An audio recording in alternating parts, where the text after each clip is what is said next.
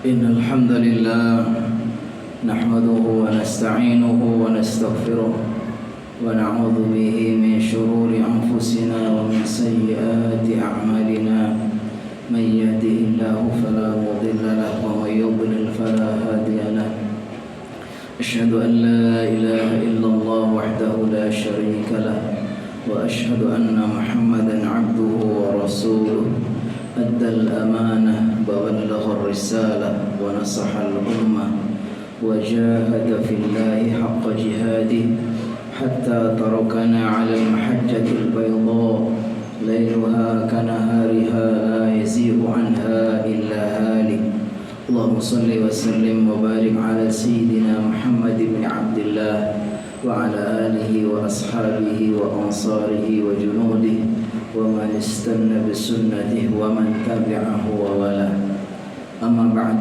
فيا عباد الله أوصي نفسي وإياكم بتقوى الله وطاعته لعلكم ترحمون يقول الله تعالى في كتابه الكريم وهو أصدق القائلين يا أيها الذين آمنوا اتقوا الله وقولوا قولا سديدا يصلح لكم أعمالكم ويغفر لكم ذنوبكم ومن يطع الله ورسوله فقد فاز فوزا عظيما ويقول في آية أخرى لا ينهاكم الله عن الذين لم يقاتلوكم في الدين ولم يخرجوكم من دياركم أن تبروهم وتقسطوا إليهم إن الله يحب المقسطين ويقول صلى الله عليه وسلم من تشبه بقوم فهو منهم rawahu Abu Dawud. Hadratul Mukarramin, jamaah salat Jumat yang dimuliakan Allah, marilah sama-sama kita memanjatkan pujian dan syukur kehadirat Allah Subhanahu wa taala yang karena limpahan rahmat, taufik dan hidayahnya pada siang yang penuh berkah ini kembali kita semua dimudahkan untuk bersama-sama bertaqarrub kepadanya menunaikan ibadah Jumat.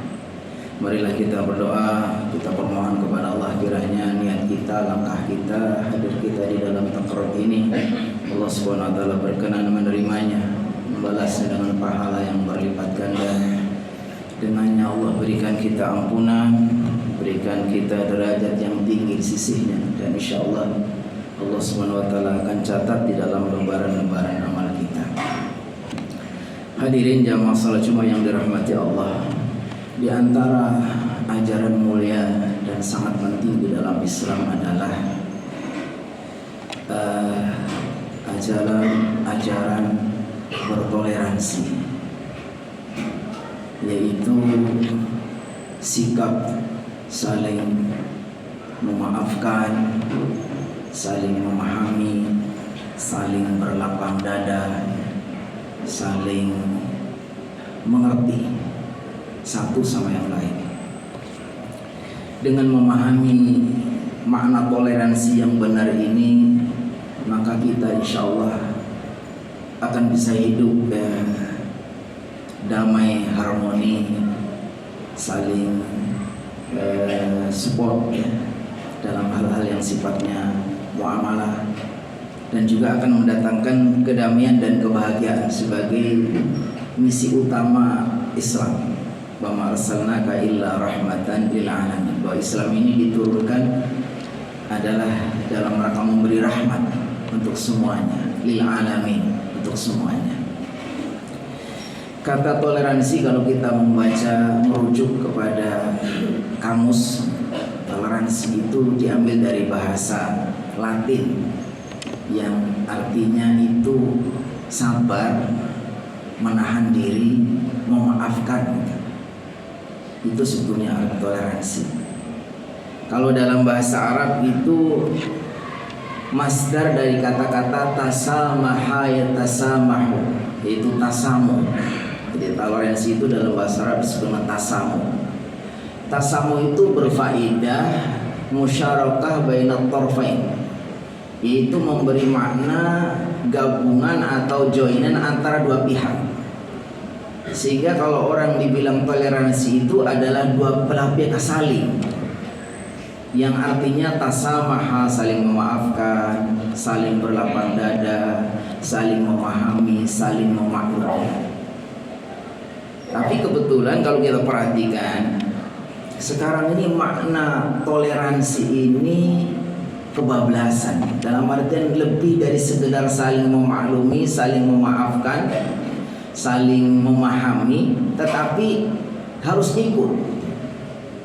Jadi belum dikatakan toleran kalau belum dia itu ikut sama dengan yang lain, atau menyerupai yang lain, atau bergabung dengan yang lain. Ini yang menjadi masalah.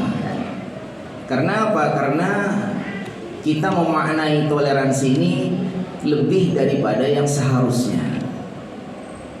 Ketika kita memaknai toleransi dan mengamalkannya dengan tidak tepat, maka yang terjadi adalah disharmonisasi, saling curiga, saling bermusuhan, bahkan lebih besar lagi bisa saling perpecahan. Kaum muslimin jamaah salat Jumat yang dirahmati Allah Subhanahu wa taala, dalam Islam begitu jelas bahwa agama Islam itu agama yang sangat toleran.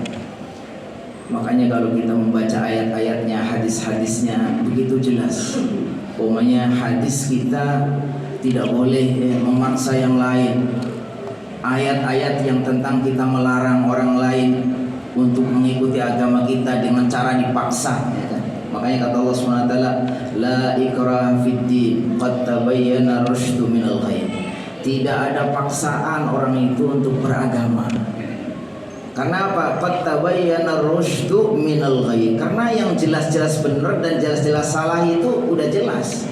Jadi Rasulullah SAW dan para sahabat dan kita semua tinggal menyampaikan aja, ini loh ayatnya, ini dalilnya, ini benernya begini. Nah ini yang tidak benar. Ketika kita sudah sampaikan, kita serahkan. La ikraha fid din. Kita tidak ada paksaan. Sampai kalau kita memahami bagaimana konsekuensinya nanti orang yang mengucapkan kalimat syahadat pun itu tidak bisa dipaksa. Di antara syarat orang mengucapkan 2 kalimat syahadat itu apa? Ada 7 syaratnya. Di antaranya apa? Harus tahu al-ilmu, harus tahu ilmunya. Kemudian ada yang tidak bisa dilupakan, tidak bisa ditinggal, apa? Al-inqiyad, harus tunduk. Ada al-qabul, harus terima gitu. Jadi memang betul-betul berdasarkan kesadaran dia menerima dan memahami konsekuensi dari ucapan yang dia katakan.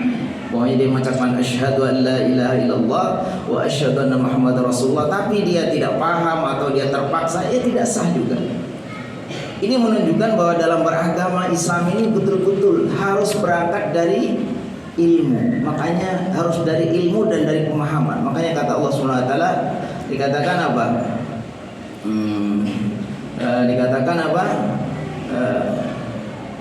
Fa'lam annahu la ilaha illallah. Ketahuilah bahwasanya tiada Tuhan selain Allah. Jadi sebelum kita mengikrarkan la ilaha illallah itu kita harus paham betul dan harus sadar betul. Jadi ini bahwa kita di dalam bertoleransi ini memang merupakan suatu keharusan. Tetapi di dalam Islam ini toleransi-toleransi yang dibenarkan itu adalah ada batasan-batasannya. Para ulama membatasi toleransi itu dengan 3 hal. Secara umum bahwa toleransi itu dibolehkan dalam hal-hal muamalah. Bahkan sangat jelas ayatnya kata Allah SWT, la yanhakumullahu 'anil ladzina lam yuqatilukum fid din wa lam yukhrijukum min diyarikum an tabarruhum wa tuqsitu ilaihim innallaha yuhibbul muqsitin. Allah tidak melarang kalian untuk berbuat baik dan berbuat adil kepada orang-orang non-muslim yang tidak memusuhi kamu, tidak mengganggu kamu, tidak mengusir dari negeri kamu. Karena Allah itu mencintai kepada orang-orang yang adil. Kan jelas di sini bahwa dalam urusan muamalah, interaksi kita, urusan kerjasama dalam berbisnis, bertetangga, tolong menolong, ada tetangga kita yang sakit, ada kita harus. Islam itu malah menganjurkan untuk harus baik kepada mereka. Ada tetangga kita yang sakit non muslim, kita lebih dulu bantu. Gak ada masalah, itu bagus. Karena ini masalah muamalah. Yang dibatasi, yang tidak boleh itu ketika kita bertoleransi dalam urusan ibadah, dalam urusan agama. Karena Allah SWT menggambarkan lakum dinukum waliyadin. Makanya para ulama menyebutkan 3 batas. Batas yang pertama apa? Adamut taqlid fil ibadah. Kita tidak boleh mengikuti dalam urusan ibadah dia. Jadi tidak boleh. Kalau urusan muamalahnya, kerjasamanya, bertetangganya, bisnisnya, apa saja silakan. Yang menyangkut urusan kemasyarakatan sosialnya silakan. Tetapi kalau sudah menyangkut agamanya, kembali kita dibatasi lakum dinukum waliyadin. Makanya kalau kita membaca tafsir surat Al-Kafirun, bagaimana surat Al-Kafirun itu dijelaskan bahwa ketika Rasulullah SAW diajak oleh orang-orang kafir untuk berjoin, ya, sekali beliau mengikuti ibadah mereka, kemudian mereka ikuti ibadah beliau dan seterusnya. Ya, artinya umat Islam dengan orang non muslim waktu itu kerjasama dalam urusan ibadah, itu jelas sekali. Allah katakan apa? La a'budu ma ta'budun wala antum 'abiduna ma a'bud wala antum 'abiduna ma a'bud lakum dinukum waliyadin. Sudah jelas. Jadi pertama pedomannya tidak boleh adanya mengikuti agama lain dalam artian kita sama mengerjakan ibadah-ibadah agama lain. Kalau selainnya itu silakan. Yang kedua adalah adamut tasyabbuh bi khasaisi. Tidak boleh menyerupai kepada hal-hal yang menjadi kekhususan mereka.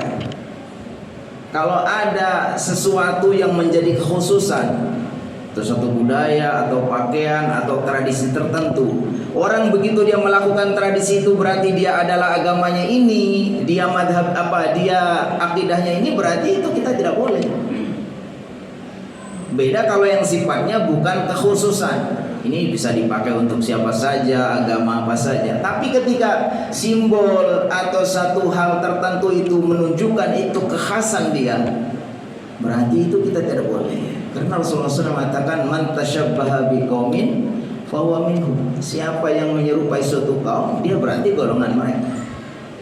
Makanya ketika kita melakukan hal yang tidak ada tasyabbuh di situ, contoh umpamanya kita berpakaian atau melakukan tradisi yang memang jadi kekhasan bahwa pakaian itu pasti dipakai oleh agama ini, dan kita melakukan itu, maka karena itu kita sudah terjerumus kepada tasyabbuh. Mungkin belum sampai kita murtad, tapi itu sudah dosa, sudah haram. Terus yang ketiga batasnya adalah adamut takhlid. Tidak ada pencampuran bainal haqqi wal batil. Tidak boleh ada campur aduk antara yang benar dan yang batil. Setiap orang yang beragama itu diajarkan oleh agamanya bahwa agama dialah yang benar, agama yang lain itu salah. Itu sudah maklum semuanya, orang semua tuh. Sebagaimana mereka juga begitu. Mereka berkeyakinan agama mereka yang benar, agama yang selain mereka adalah salah. Maka kata Allah SWT, wala talbisul haqqa bil batil wa taktumul haqqa. Kalau kamu sudah tahu ini yang hak, ini yang batil, kenapa kamu masih campur adukan? Maka jelas di sini ketika kita mencampur adukan ibadahnya atau bacaannya, sholawatnya, doanya atau ritualnya, berarti kita sudah melanggar. Karena kita sudah jelas bahwa kita apa?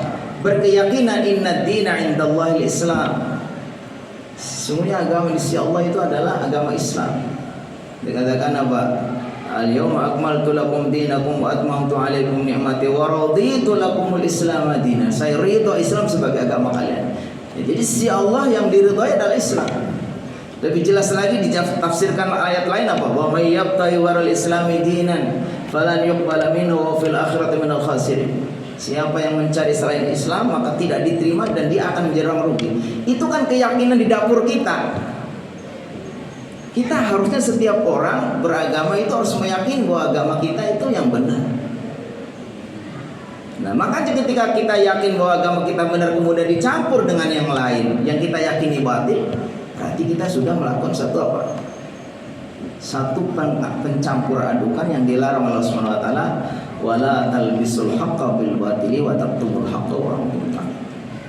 Jadi intinya begitu sempurna agama Islam ini, begitu tinggi ya, ajarannya menjunjung tinggi toleransi. Tetapi toleransi dalam Islam ini dibatasi dalam hal-hal yang sifatnya muamalah, dalam hal-hal yang sifatnya sosial, berinteraksi, karena kita mempunyai latar belakang yang beda-beda, sukunya berbeda, budayanya berbeda, agamanya berbeda, dan tidak boleh kita memaksakan orang lain.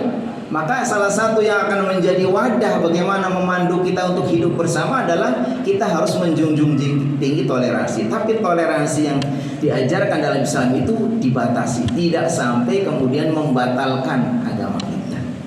Yang sekarang ini kita khawatir karena pemahaman toleransi yang berlebihan. Jadi ketika kita belum mengikuti mereka, belum seperti mereka, belum mengikuti ibadah mereka, belum mengucapkan ucapan mereka, kemudian kita tidak dianggap toleransi, padahal bukan. Padahal toleransi hanya apa? Sebatas tasamuh. Tasamuh itu adalah saling memahami, saling memaklumi antara dua belah pihak. Tidak kemudian ikut mencampur adukan atau ikut bersama mereka. Dan ini sudah dicontohkan oleh baginda SAW.